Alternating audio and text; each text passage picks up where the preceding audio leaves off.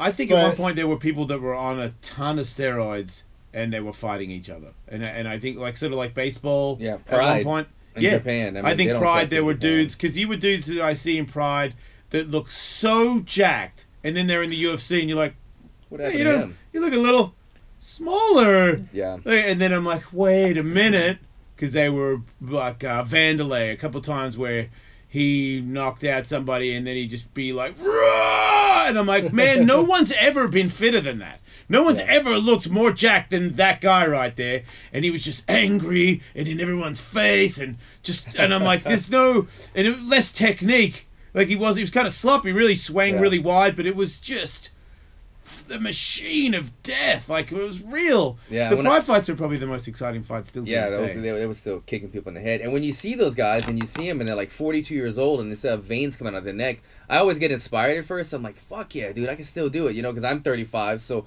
I'm in the older tier of fighters that are, at this level. And I'm like, fuck yeah, these guys are still competing at the highest level. They're still fucking ripped up. They're 42 years old. And then they get popped next week by USADA. I'm like, oh, okay, that's why that explains it. They're cheating. Right. It's not natural to look like that all the time.